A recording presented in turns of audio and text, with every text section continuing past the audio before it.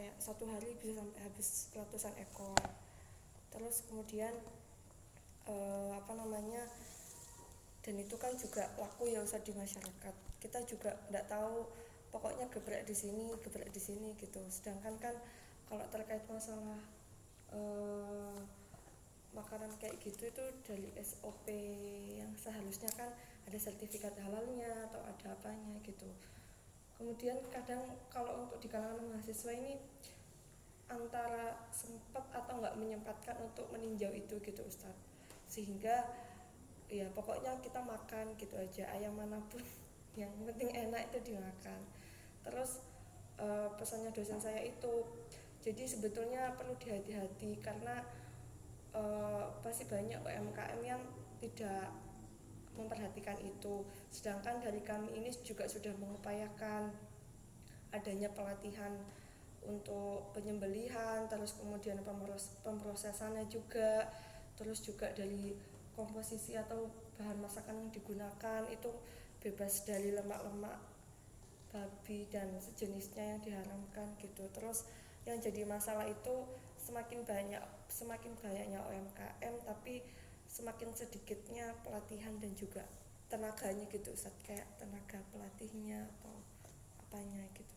Terus jadinya ya itu tadi yang bisa dilakukan sama anak-anak ya udah, tapi nggak tahu lagi gitu loh Ustaz mau gimana. Biasanya mau beli yang sedikit sedikit terpercaya gitu, misalkan Ustadz bersertifikat gitu, ternyata harganya masih kalah sama diskonan gitu. Sedangkan kan kalau mahasiswa dari teman-teman itu pastinya cari yang memang murah di kantong mereka gitu. Oke. Ada beberapa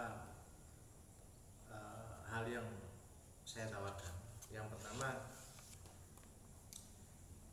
ketika ini yang paling ringan, ini tawaran yang paling ringan. Ketika kita nggak tahu secara pasti bahwa ayam ini disembelih dengan cara yang tidak standar, kita nggak tahu. Kan kita tahunya sudah siap saji, siap makan.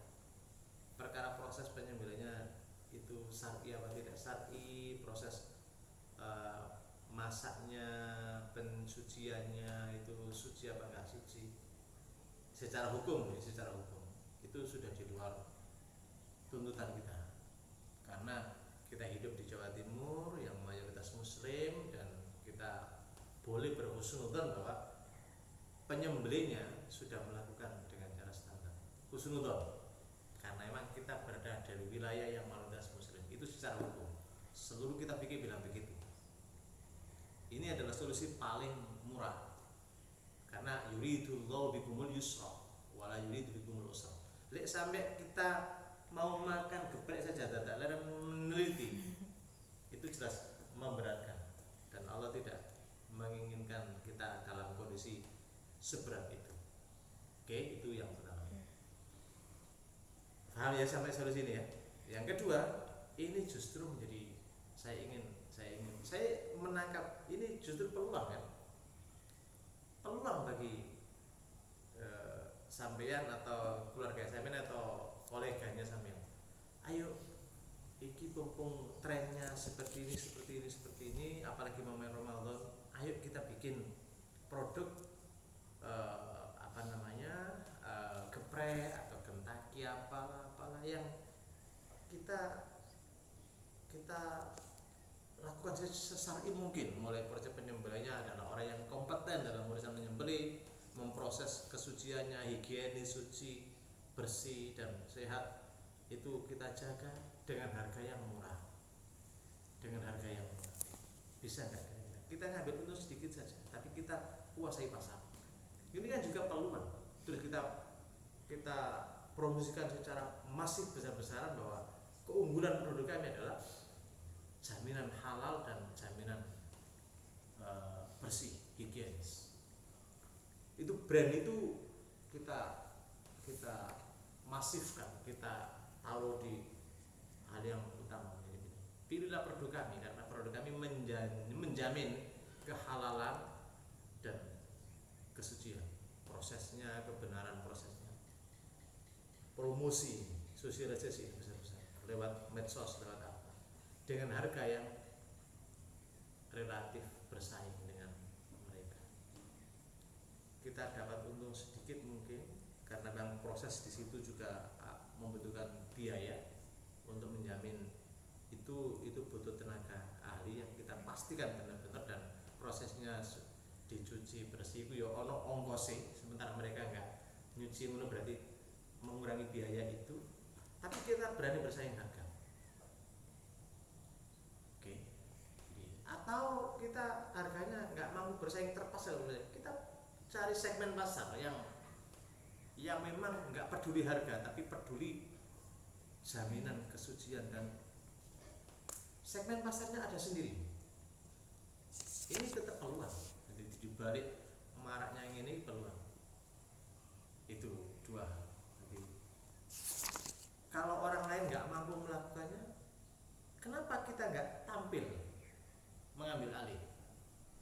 Kalau orang lain kita ragukan, aku ragu deh dengan geprek-geprek. Mereka melakukannya secara penyembelihan syar'i, prosesnya higienis, bersih. Aku ragu deh. Ya udah, ambil alih. Itu peluang. Gitu. Asik, bagus banget.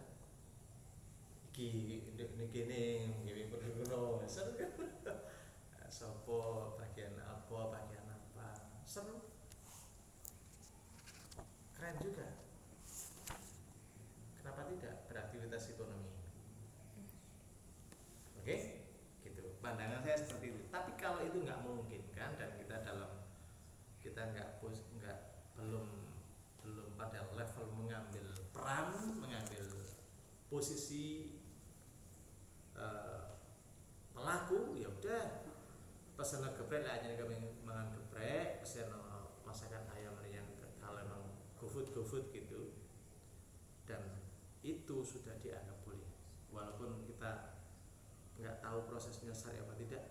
Husnuzon, karena kita diuntungkan oleh tempat di mana mayoritas orang Malang adalah Muslim. Itu mayoritas. Kalau di Bali berbeda masalahnya. Kalau di Bali atau di tempat yang Islamnya minoritas, tidak boleh. Harus dipastikan itu benar-benar penyembelihan syar'i, dilakukan oleh penyembelihnya harus Muslim, oke? Memutus hukum dan mari, oke? Dan lain-lain. Menyembelih itu sebenarnya sederhana. Asal penyembelihnya Muslim, pakai alat yang tajam dan memutus hukum dan mari, wis nek ngeretok. Apanya yang sulit? Sampean bisa melakukannya. Bikino apa namanya? Sirkah, bikino satu grup kumpulan untuk bikin produksi ini. Kongsi, rekanan, keren, dan pangsa pasarnya sampean tentukan. Mahasiswa misalnya, oke, apa namanya?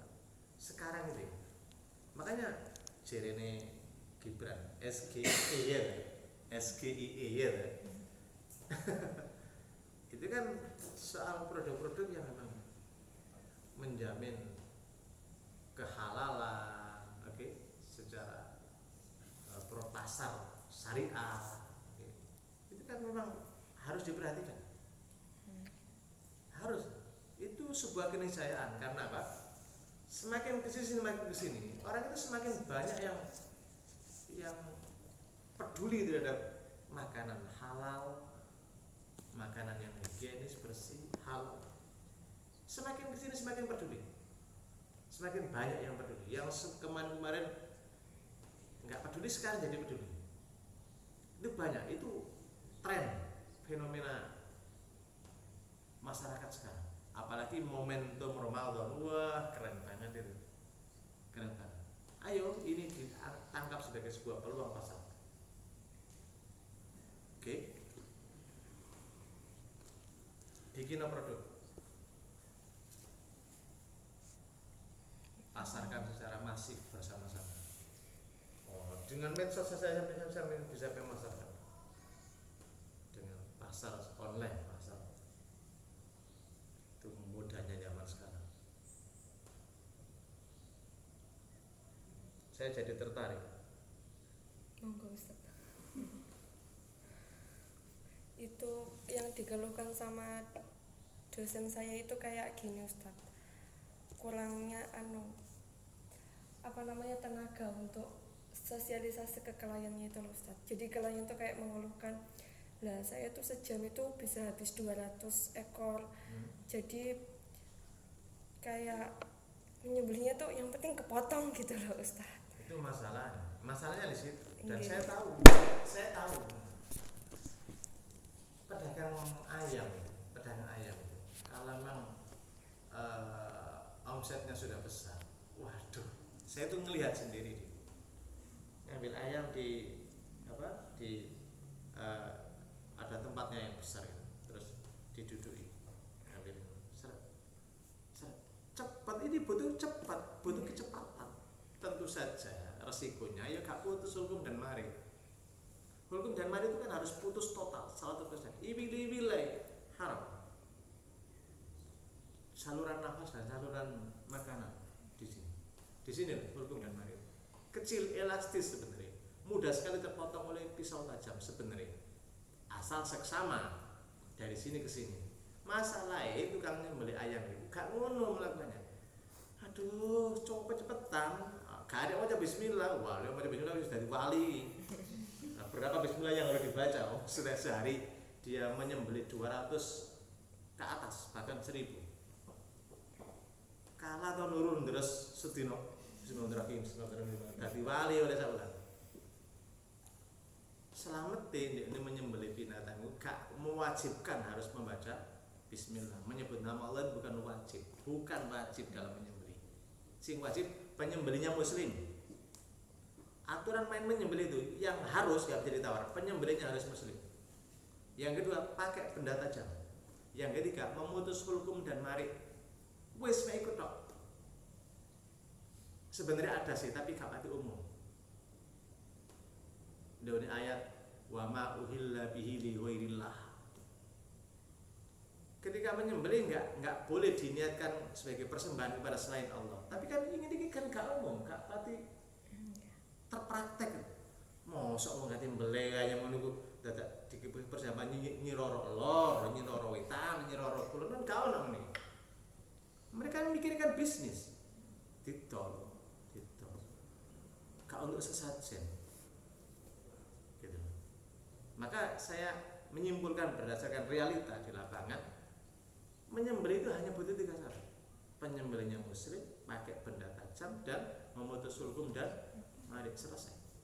Enggak ada lagi. Membaca bismillah Ustaz, itu sunnah, enggak wajib. Membaca sholawat, itu sunnah.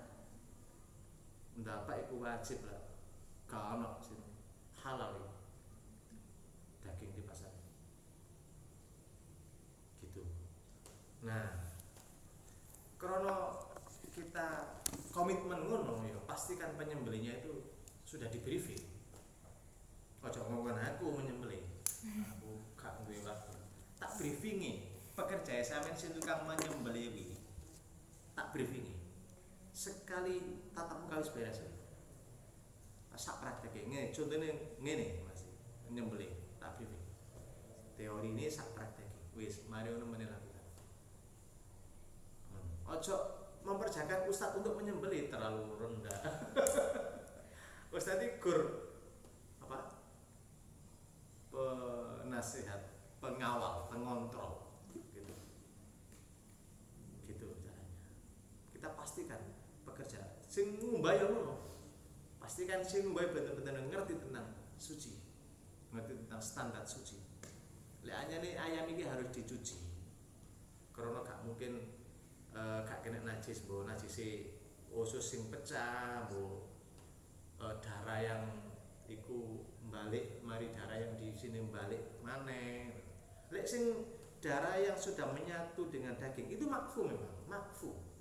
darah yang sudah menyatu dengan daging ayam atau daging kambing itu makfu, gak disembelih pun meskipun ono darah makfu. Masalahnya lek iki kena kencingi misalnya ya pas mbeleh wedhus atau sapi atau ayam terus kena kotoran ayam kan ya tadi najis. Nah pastikan sing tukang ngumbah itu yang ngerti standar suci, berarti mbayari tukang ngumbah, oke, mbayari tukang mbeleh, oke, mbayari dan lain-lain, tetap ada ongkos di titik-titik tertentu. Dibayar murah, sing penting kan mendino, terus jumlahnya akeh. Wong saiki butuh penggawean yo akeh.